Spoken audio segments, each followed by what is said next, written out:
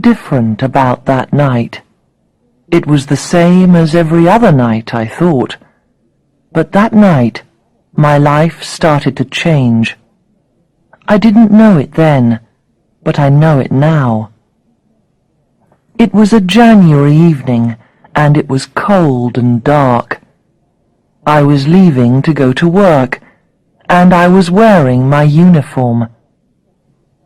Tom, my boyfriend, was watching a DVD. "Bye, Tom," I said. He didn't answer. "Tom?" "You know I don't like you working at night," he said. He said this every night. He kissed me, but the kiss felt cold. I walked out of the front door. We lived in a comfortable new house in Greenwich, southeast London. I thought I knew who I was. I thought I knew what I wanted. I had Tom, my man. He was older than me, tall with blonde hair and blue eyes. He liked buying me things, clothes, shoes, jewelry, expensive things. For my 18th birthday, he gave me a gold watch.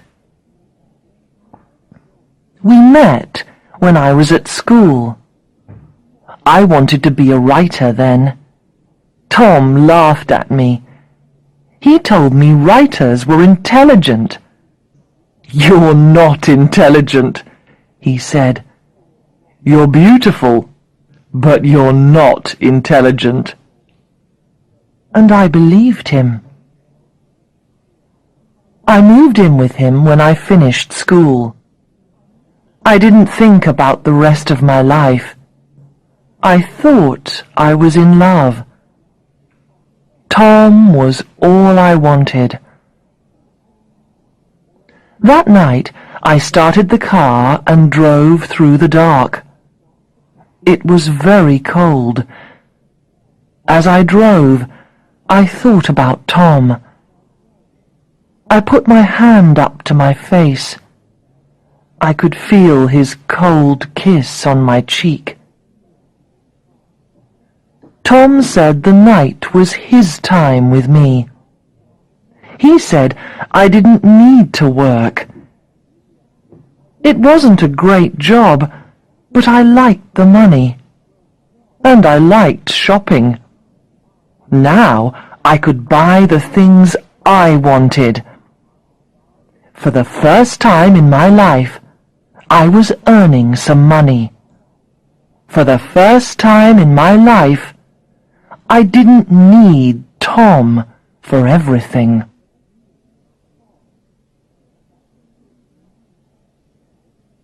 Chapter 2. Within High Fences.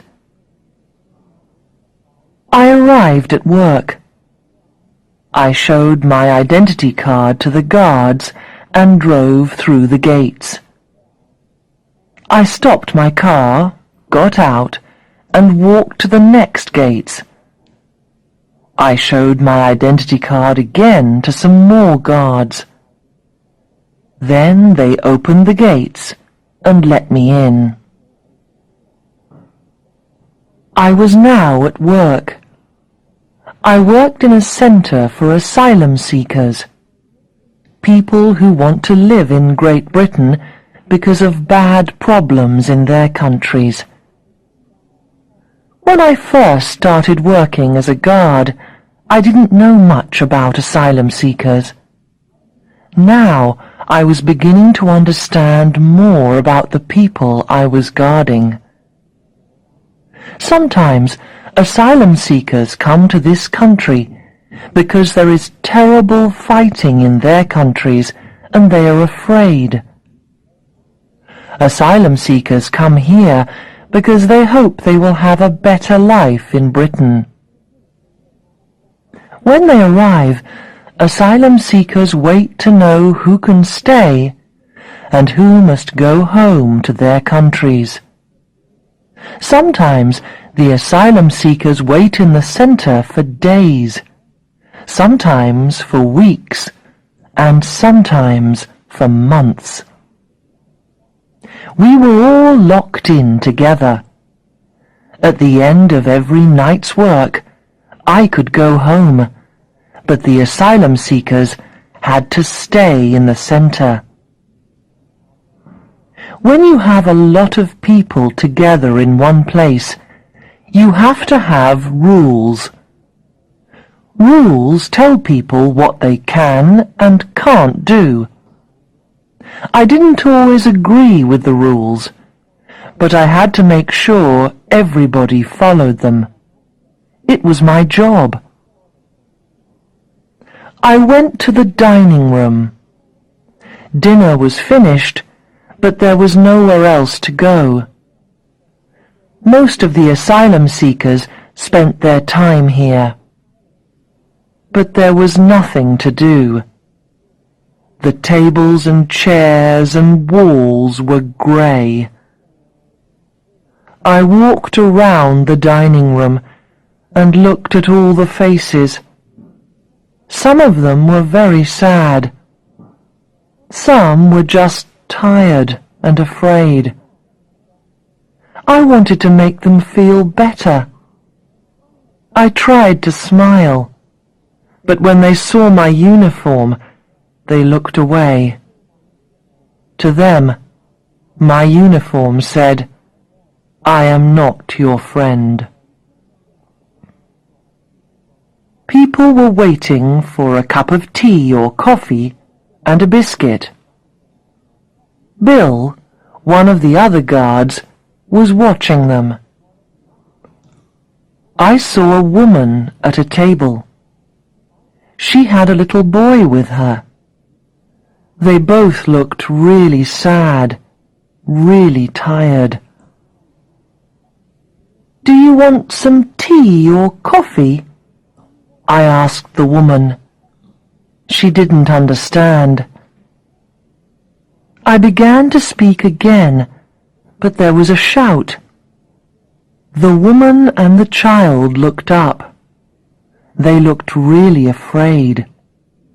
Bill was shouting at a tall man.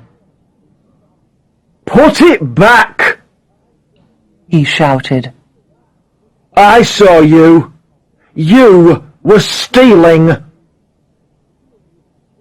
The tall man had black hair and dark eyes. He looked down at Bill. "Steal?" he said. "Yes," said Bill. "You took something that wasn't yours." The tall man looked at the 2 biscuits in his hand. "But this is a biscuit," said the man angrily. "It isn't something expensive. You can only have 1 biscuit. It's the rules. You took 2. said Bill. "But this biscuit isn't for me," said the tall man. "It's for that boy." He looked at the little boy with the woman. The boy was afraid to take a biscuit. He was afraid of the rules. There are so many rules here. "Yes," said Bill. "and you have to follow the rules." The tall man wasn't afraid of Bill's words. He turned and walked away. He gave the 2 biscuits to the boy and smiled. It was a beautiful smile. The boy was too tired to smile back. He ate the biscuits quickly. 1, 2. He was very hungry.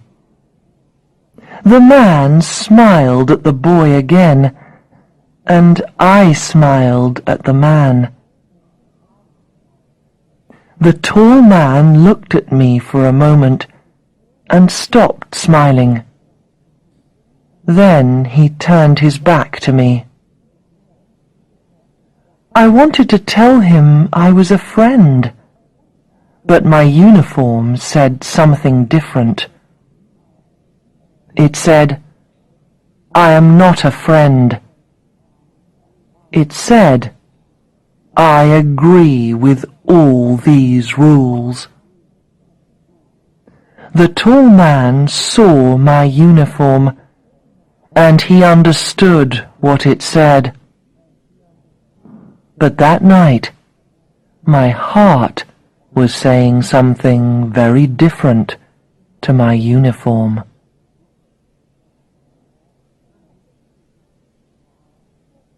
Chapter 3. Talking to George. I finished work at 8 o'clock the next morning and drove to the supermarket. I wanted some fruit. I always wanted to eat good things after working in the asylum center. At work, everything was grey. But outside, there was so much colour. At work, I thought, the only beautiful thing was the tall man's face. I bought some fruit and drove home. Sometimes, when I got home from work, Tom was still angry with me. But today, he wasn't there. He was at work. I was happy to have the house to myself. I looked at all my things. I looked at the clothes and the shoes in the bedroom, the big expensive television in the living room, my beautiful watch.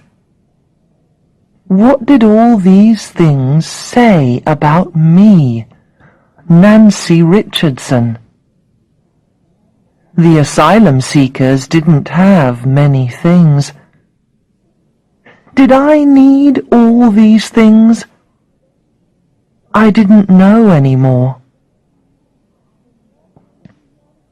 I put my favorite music on the CD player. I could see the tall man's face looking at me. He wasn't smiling.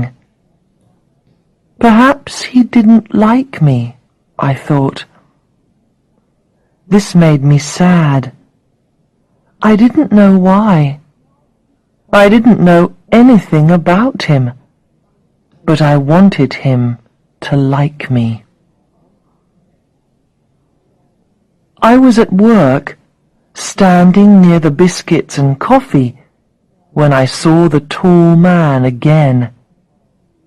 He came past, and my heart jumped. He put his hand into the box of biscuits. "Look," he said. "3 biscuits. What are you going to do?" His face was hard. "There are rules here," I said. "We all have to follow them." "So, what are you going to do?" he said again. "Nothing," I said. "Not all guards shout at people, you know." He looked at me. "That little boy," he said, "Hamid. He saw people kill his father and his brother. They tried to kill him too." I couldn't speak. He left the country with his mother, and they traveled for 2 weeks to get here. When I gave the boy the biscuits, I wanted him to feel better. But how could he feel better with just biscuits? Most of the time, I didn't think too much about why people left their countries. But this man was making me think, and I found it hard. Hamid and his mother will get help here, I said. Lawyers will hear their story and help them. I hope so, he said. I couldn't stop looking at his face. It was a face that showed so many feelings all at once. It was angry, sad, and kind, all at the same time. I wanted to know more about this man. And you, I said quietly. Why are you here? He didn't speak for a minute. He just looked at me carefully. Then he said, Why are you here yourself? I looked away.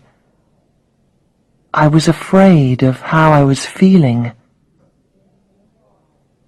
I'm just doing my job, I said. I looked back at him. My name's Nancy. What's yours? I'm George, he said. And when he smiled that beautiful smile, my heart jumped again. And do you agree with all the rules here? He asked. No, I replied. Not all of them. Then why are you doing this job? I didn't know what to say. I did it because I liked having some money. I wanted to be a writer, I replied, but I left school early. You can do anything if you really want to, said George. Maybe, I said. We talked some more. George was making me think about things. Writing was something I always loved. Perhaps I could write. Tom was the only person who said I couldn't.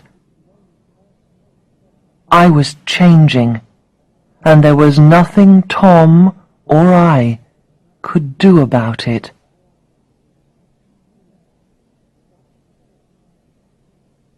Chapter 4. The Dinner Party. It was Friday night. I wasn't working. Tom and I were going for dinner at my best friend Harriet's house. Harriet and I were old friends from school. We saw each other every week. Harriet lived with her boyfriend Steve. They were getting married in April in Scotland. I put on a red dress and my favorite shoes.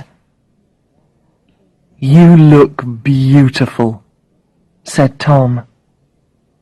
He tried to kiss me, but I moved away. Come here, he said, and he pulled me hard. Stop it, Tom, I said. Why don't you want to kiss me? he asked. I didn't reply. I felt angry when Tom was like this. We didn't talk again as we walked to Harriet and Steve's house. "Hello! Come in!" said Harriet, opening the door. I went into the kitchen with Harriet. She was cooking. Harriet is a very good cook. After we left school, she studied to be a cook, and I moved in with Tom. In those days, I thought I was the lucky one. I had a man who earned good money, and I didn't have to work. Now I wasn't sure. Now I was learning that work can be important. Harriet knew me better than anyone. She looked at me. "What's wrong, Nancy?" she asked. "You look different. What is it?" I looked at her. "Don't say I'm stupid," I said. "It's about someone at work." "At the centre?" "Yes." "A guard?" she asked. "No," I said. "One of the asylum seekers?" "Yes. I really like him." "Like? How?" Harriet asked. "I think about him all the time." "But Nancy, you're with Tom.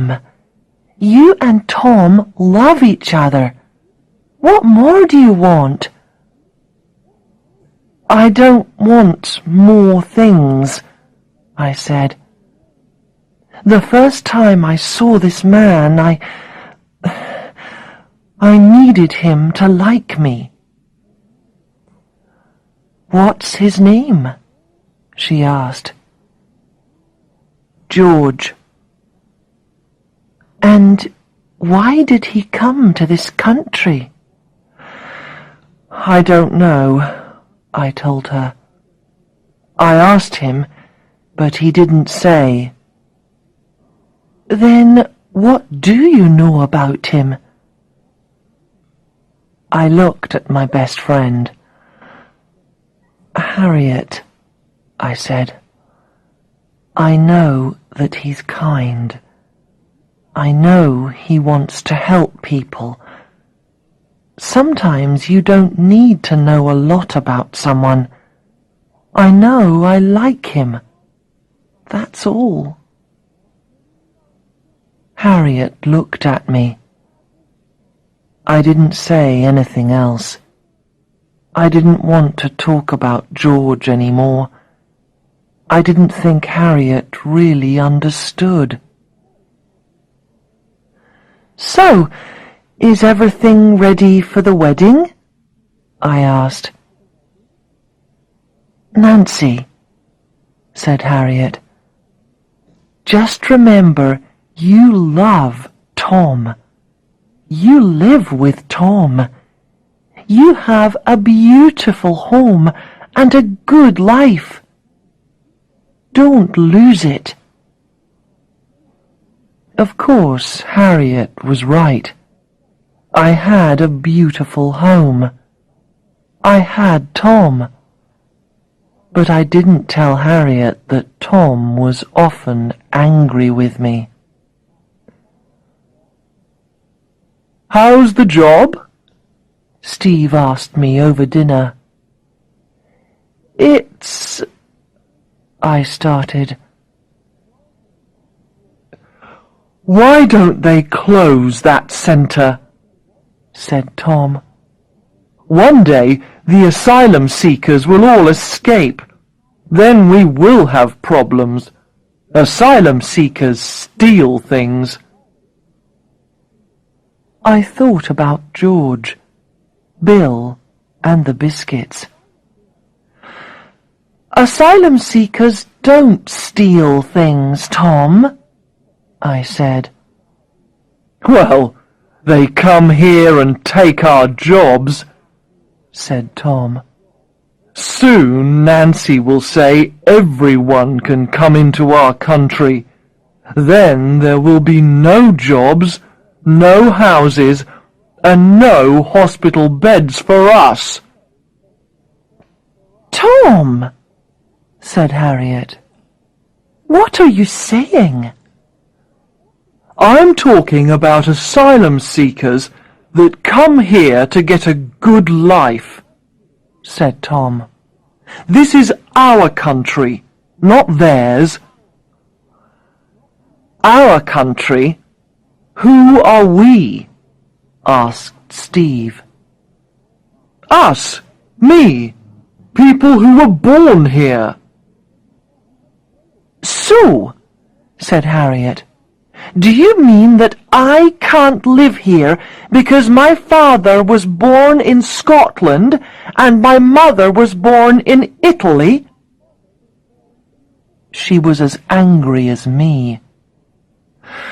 That's different, said Tom. Why is it different? Asked Harriet. I'm talking about people from the other side of the world. They come here and take our jobs and houses. People come to this country because they're afraid to stay in their countries, I said. It isn't easy for them to leave their homes. I hear some terrible stories at the centre. These people need our help. Tom laughed. Stories? That's what they are. Nancy is so sweet she believes anything. More cake, please, Harriet. Tom knew we didn't agree with him, so he started talking about something else. That night in bed, I couldn't look at Tom. The one night I have you at home, and you don't want to talk to me, he said.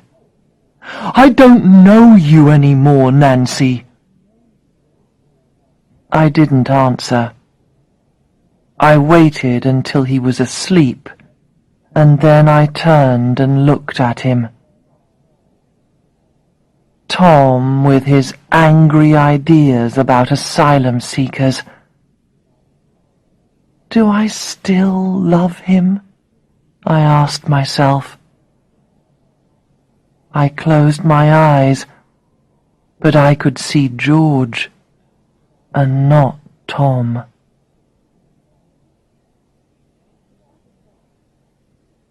Chapter 5.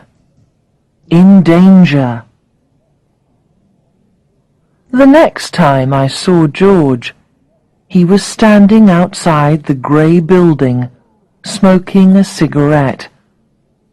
He smiled at me, and my heart jumped. Do you want a cigarette? He asked. I don't smoke, I said. And then I added, but I don't mind smoking. I looked at him. How are you? I asked.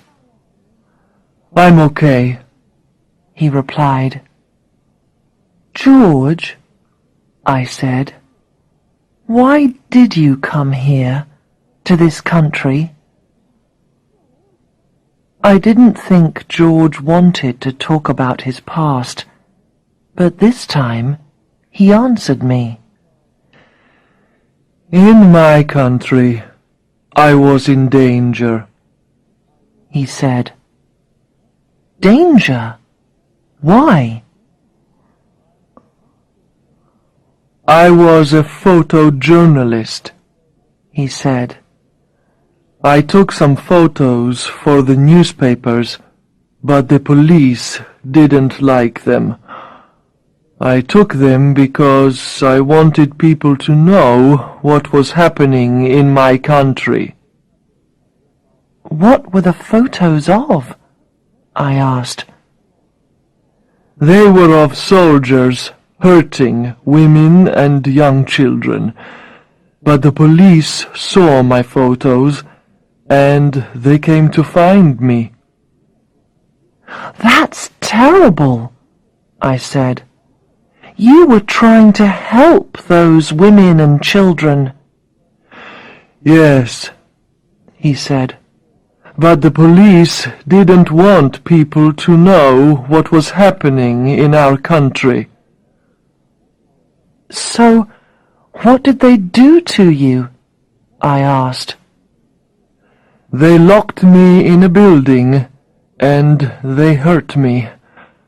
Look. He opened his shirt and showed me some terrible scars. Now you can see why I can't go home. I couldn't speak. When they let me go, I knew I couldn't work in my country anymore, George said. So you came here? It wasn't easy, he said. But I thought, when I get to England, I can show people my photos. People can see what is really happening in my country. But when I arrived, they brought me to this place. Now I'm locked up again. Only for a short time, I said. They brought you here to keep you safe. A lot of people don't like asylum seekers coming to our country. I thought of Tom. But there are lawyers who can help you. You tell them your story and they will help you. Yes, he said. I hope so. But it's possible they will send me home again. People say it's hard to get asylum here. He put out his hand. Thank you for listening to me, he said. It helps to talk sometimes. I moved away.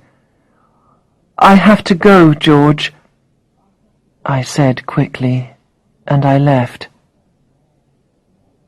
Something was happening to me.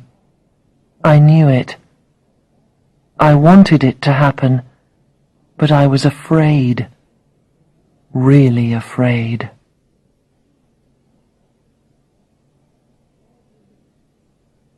Chapter 6. Against the Rules. I was not allowed to make friends with the asylum seekers.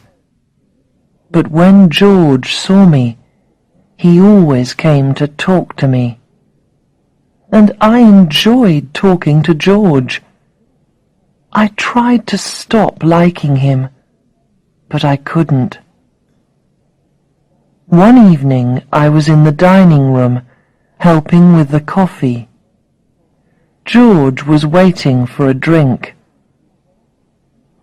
I talked to some people today, he said to me as he passed. I'm leaving the center tomorrow. My heart jumped. Are you staying in this country? Or... I asked. I don't know. They're going to tell me tomorrow.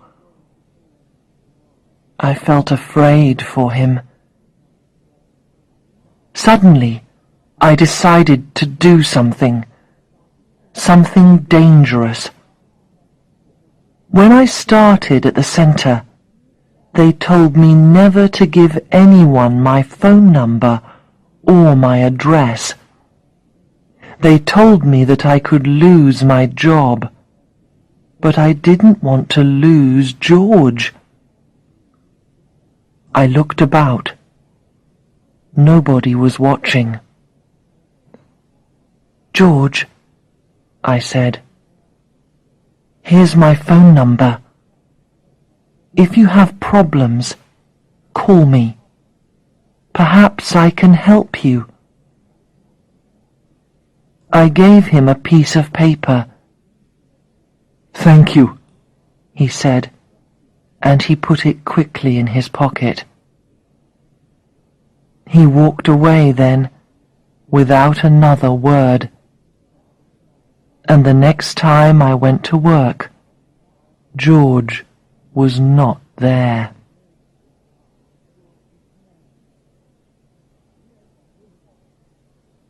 Chapter 7. A Letter. After George left, I began to hate my life with Tom. Every Saturday we went shopping. We bought clothes, CDs, and DVDs. Once I liked shopping. Now, when I looked at all the things in the shops, I felt ill. I thought about George all the time. Where was he? Was he okay? Why didn't he ring me? 10 days after George left the centre, I arrived at work, and there was a letter for me. I went to a corner of the dining room and opened it. 90 Commercial Street, Hackney. Dear Nancy, I hope you get this. I wanted to write before, but I didn't know what to say. I can stay here for 6 months, maybe longer. I'm in East London.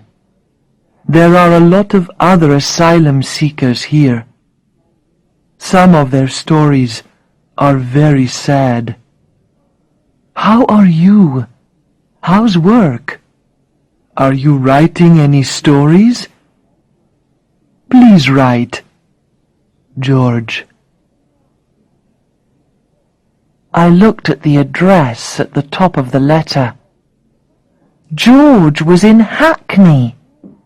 He wasn't very far away from me. For the first time in 10 days, I smiled.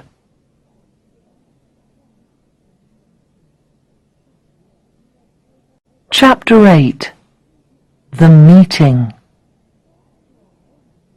After I got his letter, I knew that I was falling in love with George. But how could I love him? I lived with Tom. I was a guard. George was an asylum seeker. I knew we couldn't be together. I had to forget about George. I read his letter many times, but I didn't write back. I wanted to write, but what could I say? A week later, I was at the supermarket when I got a text message on my phone. I'm in Greenwich. Can I see you? George. George was here. This time I replied without thinking. Today, 3 p.m., the Bookshop Cafe, Nancy. I knew it was wrong to meet George without telling Tom. I knew it was wrong to love him, but I couldn't stop myself. At 3 o'clock, I was sitting in the Bookshop Cafe. Nancy. I looked up. George, I said. He looked tired. How did you get here? I asked. I came by bus. I wanted to see you again, Nancy. He looked at me for a long time. You're different without your uniform, he said. Am I? I didn't know what else to say. You look nice, he said. I smiled. Are you working? I asked him. Not yet. I get a little money, but not much. I want to get a camera and take photos. I need to work. I'd like to see your photos, I said. Yes, he said. I think you will understand them. They are photos that show what's really happening to people. We talked for a long time. He told me about his life in East London. I told him a little about my life. Then he said, "What's the time? I have to be back by 5:30. I was wearing my gold watch. I looked at it. It's 4:30. That's a nice watch.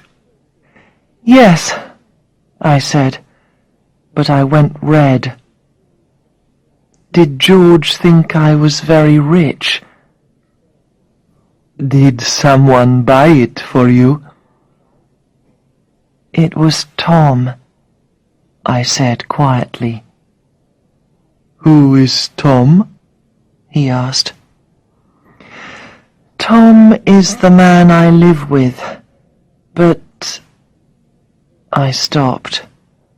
I wanted to tell George that I didn't love Tom anymore. I knew I was falling in love with him, but I didn't know what to say. Then George said it for me. Nancy, he said, I feel there is something happening between us. Yes, I said. I need to know. Do you give your phone number to all the asylum seekers? No, I said. Just you, George. It was then he kissed me. It was then I knew I was leaving Tom. Chapter 9. Walking Away. I left Tom on Monday. When he came home from work, I was waiting by the front door with my bags. What are you doing? Tom asked. I'm leaving, I said quickly. What do you mean, leaving? Leaving you. No, said Tom. No, Nancy, you can't. What will you do without me? This wasn't easy. I didn't love Tom anymore, but I didn't want to hurt him. I'm sorry, Tom, I said. Things are different now. I can't stay with you. For a few seconds he just looked at me. Then, in a very quiet voice, he asked, Is there another man? I didn't answer him. I felt afraid. Tom was already angry. I didn't want to tell him about George. Who is it? Tell me who it is! Tom was shouting at me. I'm not going to tell you, I said. Is it someone you met at that centre? He asked. Is it? Tell me, Nancy. Yes, it is, I said. But I'm not leaving because of him. I'm leaving because I'm learning to think, Tom. To think for myself. Who is he? He's called George, I said. And I'm going to help him get asylum so he can stay in this country. Tom stared at me. He's an asylum seeker. Yes. And you are going to live with him? No, Tom. I don't know. Perhaps one day. Tom laughed. You are stupid, Nancy, he said. I can't believe how stupid you are. This asylum seeker just wants your money and your passport. You hear about people doing this all the time. You'll come back to me. I know you will. No, Tom. Never, I said. I'm sorry, but I'm never coming back to live with you.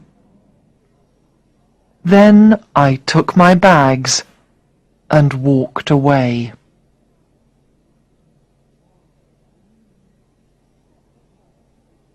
Chapter 10. Never Better. When I left Tom, I was also leaving a comfortable home, nice things, a car, and Tom's money. Now I had to find somewhere to live. I didn't earn a lot of money in my job. I had to find somewhere cheap. I stayed with Harriet for a few days, and she helped me find somewhere to live. It was a small flat in a house not far away. I was happy to see it was a little nearer to George in Hackney. A week later, I moved in.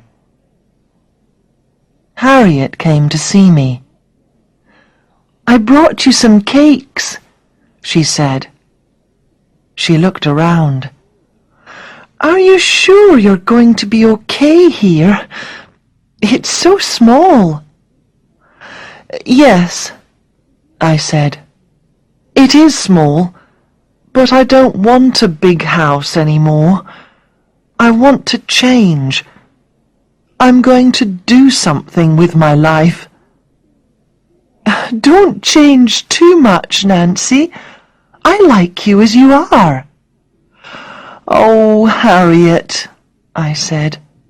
I put my arms around her. Harriet's wedding was in a few weeks, and I knew she wanted me to be there, but I couldn't go. Not now. It was too difficult. Harriet, I said, I'm really sorry, but I can't come to your wedding now. People won't talk to me.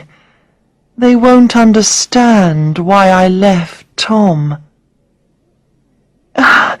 It's my wedding, Nancy, said Harriet. You have to come. Will Tom be there? I asked. "I don't know," said Harriet. "He's still very angry. He says you're stupid.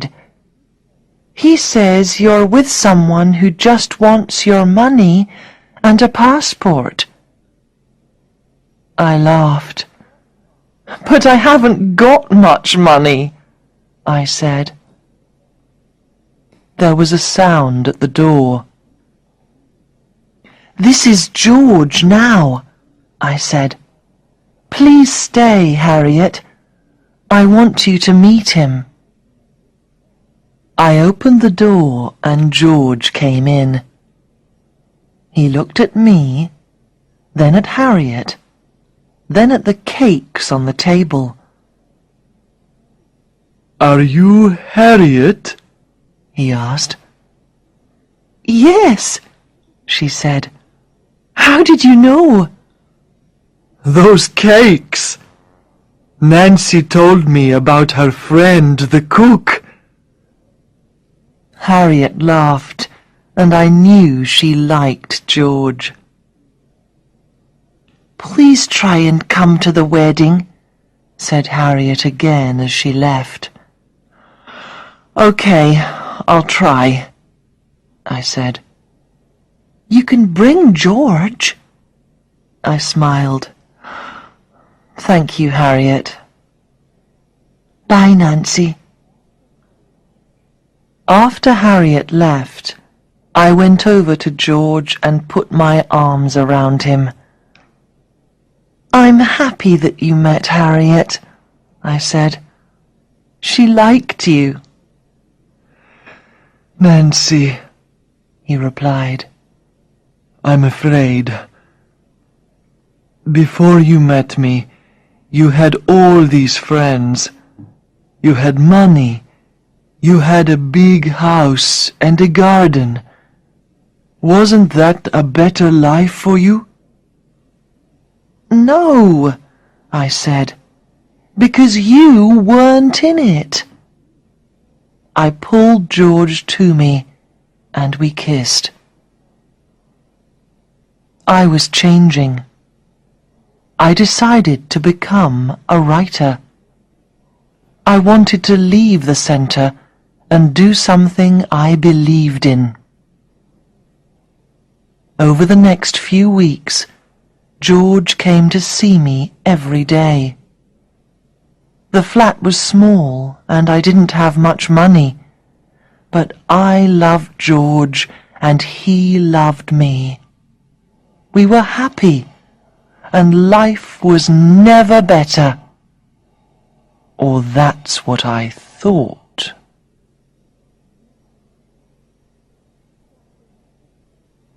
Chapter 11. Afraid. It was a Friday evening in April. George and I were standing on the platform at the station. We were waiting for my train to Scotland. I was going to Harriet and Steve's wedding. Harriet told me that Tom was not going. She told me again that she wanted me there, so I decided to go. When my train arrived, I kissed George goodbye. "I love you, Nancy," he said. "I love you, George," I told him. I wanted him to come with me, but he didn't want to. "Your friends won't understand why you're with me and not with Tom," he said. "No," I said. "You're probably right. It's too soon. But one day they'll understand." I put my arms round him and kissed him again. "I'll see you on Sunday. Use my flat while I'm away. You can stay there." My flat was small, but he said it was better than his room. "I'll be here when your train arrives," he replied. The wedding was beautiful, but I thought about George all the time. As I travelled back to London on the train, I couldn't wait to see George. We were so in love. I knew now that I never really loved Tom. I only thought I loved him. I didn't really know what love was before, and I also knew that George loved me. I couldn't wait to see him, to feel his arms around me. The train arrived at last. I looked for George. There were a lot of people on the platform. I couldn't see him. I got out of the train and looked around. I waited until the platform was empty, but I still couldn't see him. I felt strange and cold. Was something wrong? No, I told myself. He had to get a bus here. Buses were often late. But he knew that. Why didn't he leave earlier?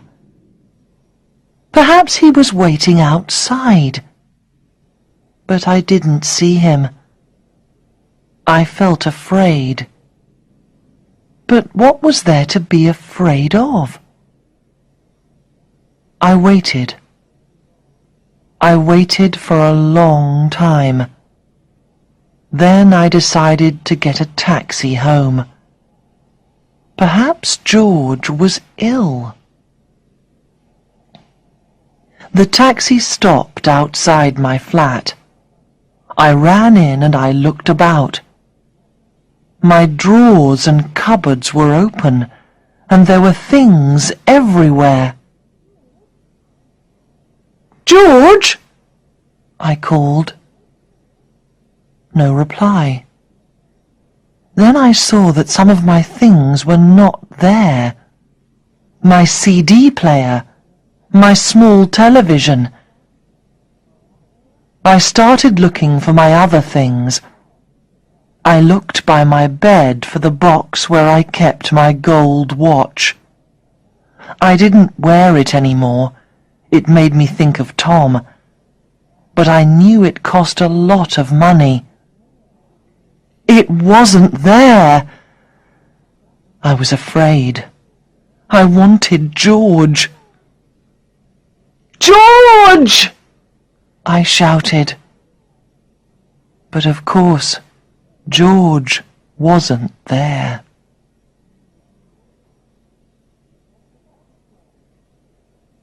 Chapter 12. The Police.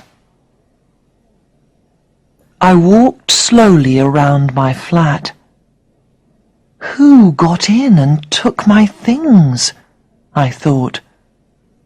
Only George and Harriet have keys. It couldn't be George.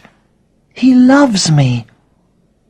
But someone came into my flat while I was away.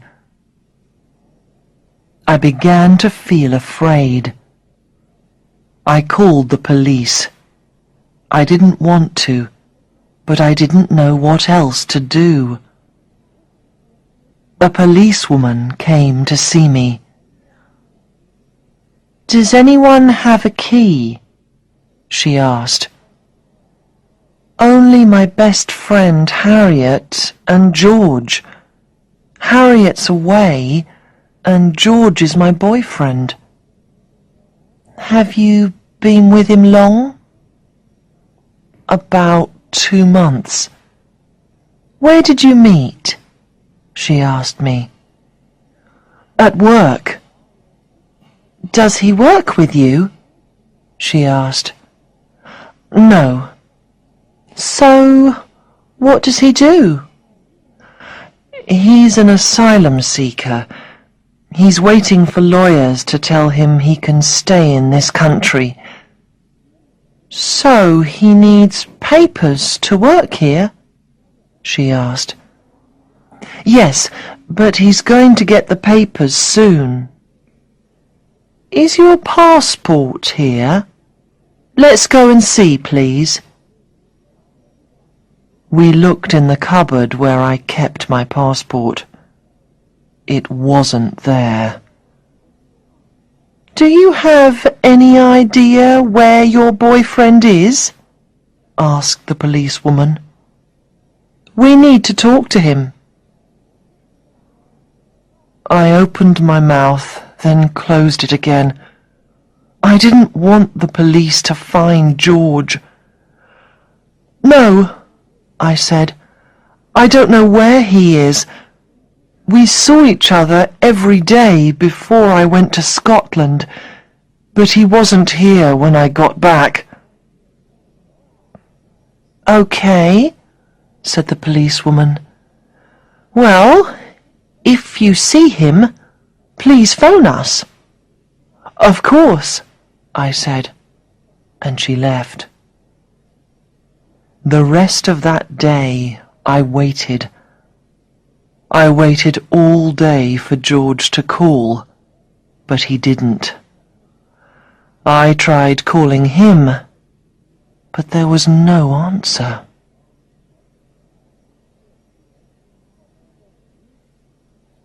Chapter 13. Another party. I couldn't sleep that night. I lay in bed with my eyes open, thinking and thinking. Did George take my things? Was Tom right? Did George just want my money and my passport? But then I thought of his beautiful smile. I thought of his kiss. I thought of all the times we talked. George wanted to help people. He wanted to make things better for people. George was not a thief. I knew he wasn't. At last, I fell asleep at about 4 o'clock in the morning. The next few days were terrible. I went to work, and when I got home I tried to phone George, but he didn't answer. Perhaps I could go to his flat, I thought. His address was at the top of the letter he sent me. But perhaps he doesn't want me to find him. On Friday evening my phone rang. I answered it quickly. I thought it was George. Hi, Nancy, it's Harriet. We're back from our holiday. It was wonderful. Paris is so beautiful. Good, I said. I'm happy for you. Are you still coming to our party tonight, Nancy? She asked. Oh, I don't know, Harriet. I forgot she was having a party. What's wrong, Nancy? You sound terrible. It was good to hear Harriet's kind voice, but I still felt bad. I told her about my flat and George. Oh, poor Nancy, she said. I can't believe it. That's terrible. But are you sure it was George?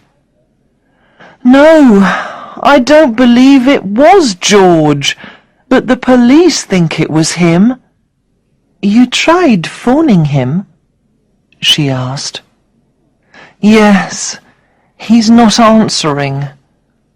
What about his flat? Do you have his address? Yes, but I don't think he wants to see me. He knows where I am. Where is he? Why isn't he here?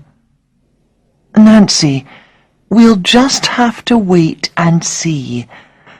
I know it's hard for you, but you can't be by yourself after this. You need to be with people. Come to the party, please, said Harriet. I really don't feel like a party, I replied. Oh, come on, Nancy. It'll make you feel better. I didn't want to go to a party, but Harriet was right. I didn't want to be by myself. So that evening I got the bus to Harriet's house. She opened the door and put her arms around me. Have some champagne, she said. You need something to make you feel better. Thanks, Harriet, I said.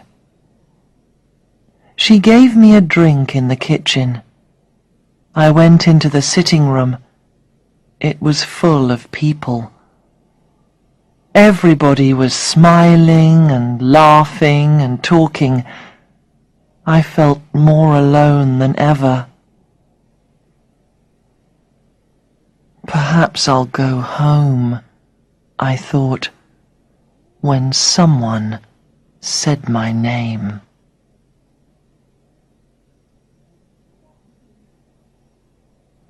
Chapter 14. My Old House. Nancy! My heart stopped for a second. I looked up. It was Tom.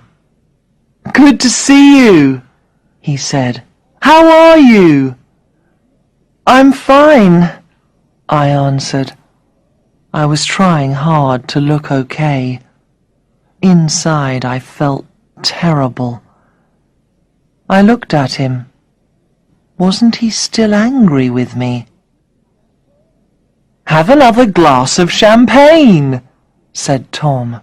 Tell me about your new life. I want to know. There's not a lot to tell, I said. I've got a new job. Here, he said. He gave me another drink. He didn't really want to know about my new life. Thanks, I said. The champagne was good after my terrible week. I drank it quickly. Then I drank some more. You okay? Tom asked. No, Tom. I feel ill. I need to rest, but it's so noisy here. Why don't you come back to my house? It's quiet there. Okay, Tom, I said. I felt too ill to say no. Tom took me by the arm and helped me walk back to my old house. On the way, he started talking. Steve told me about George, said Tom. What did he say? He said George took things from your flat. Your watch, your CD player, and your passport. He said the police want to talk to him. The police don't know George took my things, I said. You were stupid. You left me for him. Tom, I don't want to talk about this. I still felt ill. We got to the door of my old house and Tom opened it. It's not too late, he said. You can move back here. No, Tom, I said. I don't want to be with you anymore. We went into the sitting room. I'll make coffee, said Tom, while you think He went into the kitchen. I looked around. It was strange to be back in my old house. I walked over to the CDs and started looking at them. That's strange, I thought. There was a little box behind the CDs. I picked it up and looked at it carefully. I opened the box. My gold watch! I looked at the back of the watch and saw NR, my initials. I felt myself go cold. Tom came in with the coffee. "Well," he said, "what are you going to do now you know George took your things?" "George took my things, Tom?" I asked. "Yes." "So," I said. My voice was hard. "What's this, then?" I showed him the watch, and Tom's face went white. "Tom, why is my watch here?" He didn't speak. "Did you go to my flat and take it?" I asked. "Did you take my other things too?" "Are you saying I steal things?" Tom asked. "No, I know you don't need my things. So why did you take them?" "Look, Nancy," he said coldly, "I gave you everything you wanted, but you left me for an asylum seeker with no money. I wanted to show you it was a mistake." "But it wasn't a mistake, Tom," I said. "George and I love each other." "He was using you to get a passport and money," said Tom. "No, he wasn't, Tom. George is a good, kind man. He's kinder than you'll ever be," I shouted. "You wanted George out of my life. That's why you did this. And now the police want him." I was so angry. Tom tried once more. "I'm not letting you go again," he said. He was walking towards me. I turned and opened the front door. "Goodbye, Tom," I said. I threw my watch at him and I ran out of the house. I ran back to Harriet's house.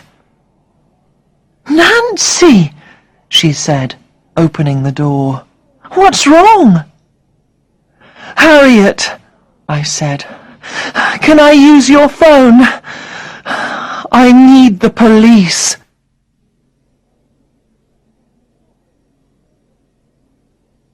Chapter 15.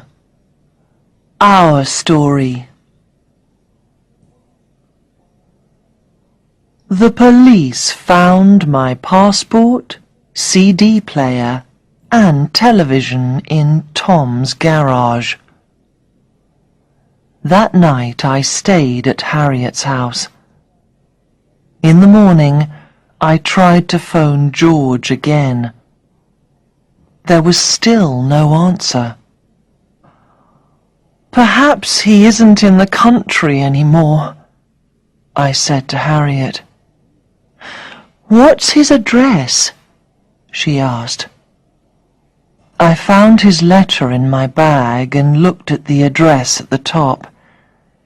"Here," I said, and I showed Harriet the letter. "Okay," said Harriet. "Come on. We'll go there now. I'll drive." I put my arms around Harriet. She really was a good friend. We got into Harriet's car. She drove fast. "I can't believe Tom did this," said Harriet. "Where did he get a key from? Do you think he took it from our house when we were away?" "I don't know," I said. "It isn't important. The police are talking to him now. He'll have to tell them everything." "Tom was so angry because you left him for an asylum seeker," said Harriet. "But I didn't think he could be so bad. I really didn't think he could do something like this." "I know," I said. "But when we were together, he was always angry with me. He thought he could stop me doing what I wanted. He stopped me writing. He didn't like me working. He always wanted to stop me doing things. Now he's trying to stop me seeing George." I felt terrible when I said George's name. I really wanted to see him again. "I'm afraid," I said to Harriet as we stopped outside George's address. It was a big old house. "What are you afraid of?" she asked. "I'm afraid he isn't here. But I'm also afraid that he is here and he doesn't want to see me. Why hasn't he phoned me? Perhaps he doesn't want me anymore." I looked at Harriet. "Go in and ask," she said. "You need to know." "Can you come with me?" I asked. "No," she replied. "You need to go by yourself." I got out of the car and went in through the door of the building. There were some children playing inside by the stairs. "Excuse me," I said. I saw in their eyes that they were afraid. "Do you know a man called George?" I asked them. They looked at each other, then smiled. "George! George!" they sang. They started to laugh and ran up the stairs. A few minutes later they came back again and ran out of the building into the street. I looked at the empty stairs. Did they understand what I said? There was no one there. I started to go out of the door. "Nancy!" I turned around. George was standing at the top of the stairs. "George," I said. He didn't move. "George, please speak to me. I need you." "Nancy," he said quietly, "I want you to know I didn't take your things from your flat." "George, I know you didn't," I said. "I went to your flat while you were away, and I saw everything. Your television wasn't there. There was a broken glass. I thought, people will think I did this. I was afraid, Nancy." "Is that why you went away from me?" I asked. "Yes. When I saw your flat, I thought, Nancy had a big home and lots of money before she met me. Now she lives in a small flat, and people don't like her being with me. People don't understand. Perhaps we can't be together, Nancy. George, yes, I had a big house before I met you, but I wasn't happy. George began to walk down the stairs. But can I make you happy? He asked. George, I said, the last few days were the worst in my life. I thought about you all the time. I didn't know where you were or why you left me. I thought about you, too, he said. He was next to me now. I looked into his lovely brown eyes. I love you, George, I said, and I want to be with you. I love you too, Nancy. But perhaps I'll have to leave. Perhaps I'll have to go back to my country. We don't know yet. Being together isn't going to be easy. No, it isn't going to be easy, but we can help each other, I said. Together, we can do anything. He smiled. Then he kissed me. I knew then it was going to be all right. I knew George and I were going to be together. George showed me that I could change. He showed me I could do anything I wanted. That's why I decided to write our story.